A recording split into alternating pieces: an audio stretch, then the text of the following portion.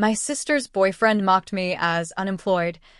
Everyone laughed until I exposed his fabricated career at their wedding. 29F, just ruined my sister's wedding by telling the truth. Or at least that's what my family thinks I did. This is the story of how I went from being the family joke to the family villain by refusing to let a liar humiliate me in silence. The setup. My sister Natalie, 32F, has always been the golden child. Beautiful, charming, social. The daughter who did everything right. I'm the quiet one, the bookish one, the one who works behind the scenes while Natalie sparkles in the spotlight. Our parents adore her. Always have. When Natalie brought home her boyfriend Troy, 34M, 2 years ago, our parents fell in love immediately. Troy was everything they wanted for her. Charismatic, well-dressed, confident. He told stories about his high-powered job at a tech company, his luxury condo downtown, his impressive investment portfolio. VP of Business Development at Technova Solutions, he'd say, casually dropping the title into conversations. It's a grind, but someone's got to close those million-dollar deals. My parents were impressed. My extended family was impressed. Natalie was smitten. I was skeptical. Something about Troy felt off. The way he talked about his job was vague. Lots of buzzwords, no specifics. He name-dropped companies and technologies, but when I asked detailed questions, he'd deflect. You wouldn't understand the intricacies of enterprise B2B SaaS, he'd say, with a condescending smile. But I let it go. Natalie seemed happy. Who was I to question it? The unemployment. 6 months ago, I left my job. I'd been working as a data analyst at a mid-sized company for 5 years. Good job. Stable. Boring. I'd been feeling burned out for a while. And I'd been quietly building something on the side, a data consulting business. Small clients at first. Freelance projects. But it was growing. I saved up a year's worth of expenses and quit my job to focus on consulting full-time. It was a calculated risk. I had contracts lined up, revenue projections, a business plan. But to my family, I was just unemployed. The mocking begins. The first family dinner after I quit my job, Natalie asked, "So, what are you doing for work these days?" "I'm consulting. Data analysis for small businesses." Troy laughed. Consulting? That's what people say when they're unemployed. Everyone chuckled. Uncomfortable, polite chuckles. "No, I have actual clients." "Sure you do," Troy said, still smiling. "We've all had consulting gigs between real jobs. No shame in it. It's not between jobs. It's my actual business." Right. He winked at my dad. "The business. How's that going? Making millions yet?" More laughter. I tried to explain. Showed them my website, my client list, my revenue. Troy glanced at it dismissively. Cute. A little WordPress site. Very professional. It wasn't WordPress. It was custom built. But nobody asked. "You know what you need," Troy continued. "A real job. I could probably get you something entry-level at Technova, if you're willing to start at the bottom. I'm not looking for a job. Pride's a tough thing to swallow, I get it. But at some point, you've got to face reality." That became his running joke. Every family gathering, Troy would ask about my business, in air quotes. Mock my consulting career. Suggest I get a real job. And everyone would laugh. My parents. My aunts and uncles. Even Natalie would giggle. I was the punchline. The engagement. 8 months ago, Troy proposed to Natalie. Elaborate proposal. Flash mob. Professional photographer. Posted all over social media. Everyone gushed about how perfect they were together. The wedding planning began immediately. No expense spared. My parents were paying for everything: the venue, the catering, the flowers, the band. $75,000 wedding. Meanwhile, Troy continued to mock me. At the engagement party. "Still consulting, Lauren? Or have you gotten a real job yet?" At the bridal shower. "Don't worry, Natalie. Once we're married and I make partner, we can probably throw Lauren some freelance work. Keep her busy." At every single event. And I took it. Smiled. Stayed quiet. Because I didn't want to ruin Natalie's happiness. But I was paying attention. The inconsistencies. Troy's story didn't add up. He talked about being a VP at Technova Solutions, but when I looked up the company, it was a small startup with 12 employees. No VP of business development listed on their website. He talked about closing million-dollar deals, but couldn't name a single client. He talked about his downtown condo, but I'd seen him drop Natalie off at an apartment building in a mediocre neighborhood. When I asked about it, he said, "Oh, I'm renovating the condo. Staying at a temporary place." For 2 years? He talked about his investment portfolio, but drove a 10-year-old Honda. Keeping it low-key, he'd say. Don't want to flash wealth. He talked about business trips to San Francisco and New York, but his Instagram showed him at local coffee shops during those times. Small things. Individually meaningless. But together? A pattern. I started digging. The investigation. I'm a data analyst. I know how to research. I started with LinkedIn.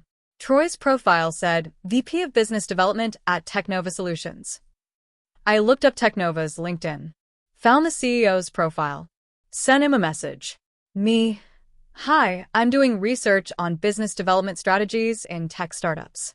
Would love to learn more about your VP of BD's approach. Is Troy Brennan the right person to speak with? CEO, we don't have a VP of business development. Our team is pretty small, just me, 2 developers, and a part-time marketing contractor. Me. Troy Brennan doesn't work there? CEO, not to my knowledge. I can check with my team, but I don't recognize that name. I sent Troy's photo. CEO, never seen this person. He definitely doesn't work here. My stomach dropped. I checked further. Called Technova's main line. Asked to be transferred to Troy Brennan. We don't have anyone by that name. I looked up property records for the downtown condo he claimed to own. No Troy Brennan listed. I checked his social media more carefully. The business trips were geotagged locally. The client dinners were at mid-range chain restaurants. I called a friend who works in tech recruiting. Can you look up Troy Brennan? Says he's a VP at Technova Solutions. She checked her databases. Not showing any employment history at Technova. Actually, not showing any tech employment at all. Last record I have is retail management at a furniture store 5 years ago. Retail management. Yeah. Assistant manager at a home furniture depot. I sat with that information for a long time. Troy wasn't a VP. Wasn't in tech. Wasn't successful. He was lying. About everything. The dilemma. I had a choice. Tell Natalie and potentially ruin her engagement. Or stay quiet and let her marry a liar. I chose to tell her.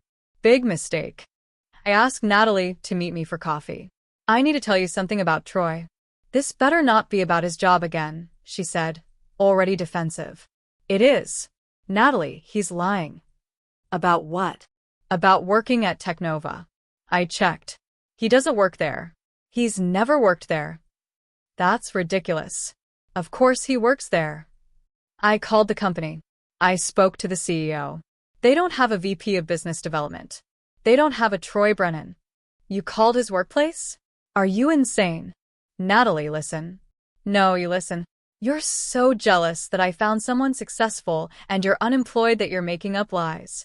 I'm not making this up. Look. I showed her everything. The LinkedIn messages. The property records. The employment history. She barely looked. You fabricated all of this. Why would I fabricate this? Because you can't stand that I'm happy. Because you're miserable with your fake consulting business, and you want me to be miserable too. Natalie, I'm trying to help you. By ruining my relationship? By making up lies about my fiancé? They're not lies. Get out. Get out and don't come to my wedding. I don't want you there. She stormed out of the coffee shop. I sat there, stunned. The family fallout. Natalie told my parents. They called me that night. How could you? Mom said, your sister is getting married and you're trying to sabotage it? I'm not sabotaging anything. I'm telling you Troy is lying about his job. We've met his colleagues. He talks about work all the time. Have you actually met them? Or has he just told you about them? Silence. Exactly. He's lying. I have proof. You have some conspiracy theory you've concocted because you're jealous. I'm not jealous. Then why else would you make up these horrible accusations? Because they're true. Dad got on the phone. Lauren, we're very disappointed in you. Natalie has asked that you not come to the wedding. We think that's for the best. You're choosing a liar over your own daughter. We're choosing to support Natalie during an important time in her life. Something you're apparently incapable of doing. They hung up. I was disinvited from my own sister's wedding. 2 weeks before the wedding. I spent 2 weeks debating what to do. Let it go. Let Natalie marry a liar? Or do something. I chose to do something. I gathered more evidence. Bank statements. Public records showed he'd filed for bankruptcy 3 years ago. Court records, small claims judgments against him. Employment verification. I paid for a background check. No tech employment, confirmed retail management history. I compiled it all into a folder. And I made a decision. The wedding day. I wasn't invited, but I went anyway. Wore a simple dress. Arrived early. Sat in the back. When Natalie walked down the aisle, she didn't see me. She only had eyes for Troy, who stood at the altar in a rented tux, smiling like he'd won the lottery. The ceremony was beautiful. Expensive flowers. String quartet. Everything perfect. The officiant began. We are gathered here today. Standard ceremony. Vows. Rings. Then, if anyone has any reason why these two should not be married, speak now or forever hold your peace. It's usually rhetorical. Not today. I stood up. I have a reason. The room went silent. Natalie's face went white. Lauren, what are you? Troy has been lying to you. To all of you. Sit down. Dad hissed from the front row. He doesn't work at Technova Solutions. He's not a VP. He doesn't have a downtown condo. He doesn't have an investment portfolio. This is insane, Troy started. I have proof. I pulled out my folder. Employment records showing Troy's last job was assistant manager at Home Furniture Depot, which he left 5 years ago. Bankruptcy filing from 3 years ago. Credit reports showing significant debt. Property records showing no ownership of any real estate. And a statement from Technova's CEO confirming Troy has never worked there. I walked down the aisle and handed the folder to Natalie. She opened it with shaking hands. The room was dead silent. This is fake, Troy said, voice rising. She fabricated all of this because she's jealous.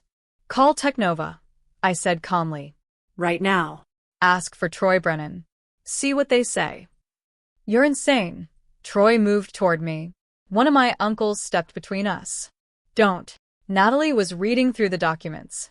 Her face was transforming from white to red. You don't work at Technova? Baby, I can explain.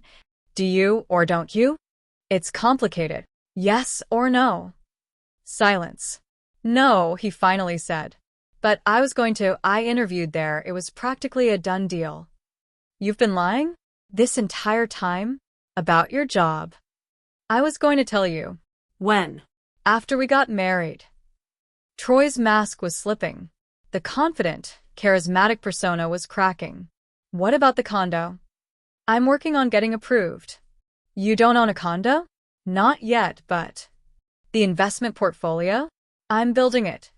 You lied about everything? The guests were murmuring. Phones were out. This was being recorded. Troy looked around, desperate. This is all her fault, he pointed at me. She's been jealous since day one. Making up lies. She's unemployed and miserable. I'm not unemployed, I said quietly. I run a consulting business that grossed $340,000 last year. I have 15 clients. I work from home, which is why you thought I was unemployed. But I'm not. I pulled out my phone, showed my business bank statement. I'm actually quite successful. Unlike you. I just don't lie about it. Troy's face was purple now. This is... What's your real job, Troy? Natalie asked, voice shaking. He didn't answer. What is your job? I do freelance work. Doing what? Sales. Marketing. Various things. Where? Different places. You're unemployed, she said slowly. You're actually unemployed. And you mocked my sister for being unemployed while you were actually the one with no job. I have prospects. Get out. Natalie screamed. Get out of my wedding. Get out of my life. Natalie, please. Security. The venue security approached. Troy looked around at 200 faces, all staring at him with disgust. He ran. Literally ran out of the venue. The room erupted. Natalie collapsed into a chair in her wedding dress. My mom rushed to her side. My dad looked at me. Did you know about this before today? I tried to tell you. 2 weeks ago. Nobody listened. You couldn't have found a better time. Better than before she legally married him? No. This was exactly the right time. The wedding planner was in chaos mode. Should we proceed to the reception? No, Natalie said. Send everyone home. Weddings canceled. I started to leave. Lauren, wait. I turned around. Natalie stood up, walked over to me in her wedding dress, and hugged me. I'm so sorry. I'm so sorry. She was crying. I was crying. I tried to warn you. I said. I know. I should have listened. I didn't want to believe it. I know. Thank you. For doing this. For not letting me marry him. We stood there, sisters again, while the venue cleared out around us. What we found out later, after the wedding disaster, we dug deeper into Troy. He'd been living off credit cards and small gigs for 5 years. The business trips were job interviews that never panned out. The luxury lifestyle was financed entirely by debt. He owed $89,000 across various credit cards. The plan, apparently, was to marry Natalie, get access to her and our parents, money, and maintain the facade. He'd done this before. 2 previous engagements, both broken off when the truth came out. He was a professional liar, and a good one. Good enough to fool my entire family for 2 years. 6 months later. It's been 6 months since the wedding that wasn't. Natalie's been in therapy, working through the betrayal, the embarrassment, the realization that she valued appearance over truth. My parents apologized. Long, tearful apology. We were so focused on how impressive Troy seemed that we didn't see who he actually was. Extended family has been divided. Half think I'm a hero. Half think I should have handled it privately. You humiliated your sister in front of 200 people, my aunt said. Troy humiliated her by lying for 2 years. I just made sure she knew before she legally bound herself to him. Natalie and I are closer than ever now. She helped me with a project last week. We're rebuilding trust, rebuilding our relationship, and she's dating someone new, someone honest, someone whose job I've personally verified. The business, my fake consulting business, I'm on track to gross $475,000 this year. I hired 2 employees, signed a contract with a Fortune 500 company. I'm doing better than I ever did at my old job. Troy was right about one thing. I needed a real job. I just already had one. He was too busy lying about his own career to notice. What I learned that telling the truth isn't always popular. I learned that sometimes you have to choose between being liked and being right. I learned that people would rather believe a comfortable lie than an uncomfortable truth. And I learned that standing up for someone you love sometimes means doing something they'll hate you for in the moment, but will thank you for eventually. To Troy, if you're reading this, I hope you got help. I hope you stopped lying. I hope you became the person you pretended to be. But I doubt it. Because people don't change unless they want to. And you seemed pretty comfortable in your lies. To my sister, I'm sorry I ruined your wedding. But I'm not sorry I stopped the marriage. You deserved better than a liar. You deserve someone who's proud of who they actually are. Not someone who has to fabricate an entire identity. Thank you for forgiving me. Thank you for listening. Thank you for being my sister again. To anyone in a similar situation, if someone mocks you while hiding their own failures, don't engage. Don't defend. Don't explain. Just watch. And wait. Because liars always slip up eventually. And when they do, you get to decide if you speak up or stay quiet. I spoke up. It cost me my family's approval for a while. It cost my sister her wedding. But it saved her from a marriage built on lies. And sometimes, that's worth the cost. People asked what I would have done if I'd been wrong. If Troy actually was a VP. If I'd been the one lying. Honestly, I would have deserved the humiliation. But I wasn't wrong. I did my research. I verified everything. I had proof. That's the difference between me and Troy. I deal in facts. He dealt in fiction. And in the end, facts won. Final update. Troy tried to reach out to Natalie last week. Sent a long apology. Said he'd gotten help. Said he was being honest now. Said he was working at Technova. Natalie called Technova. He doesn't work there. He's still lying. Some people never learn. For everyone asking, was it worth ruining the wedding? Yes. Better a ruined wedding than a ruined marriage. Could you have handled it more privately? I tried. Natalie didn't listen.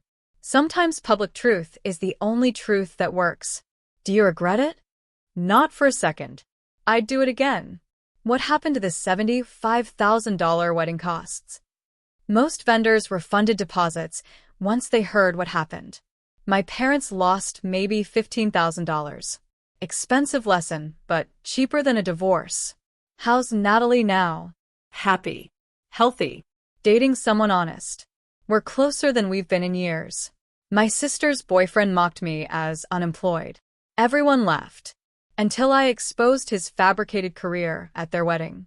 He was the one with no job. No condo. No success.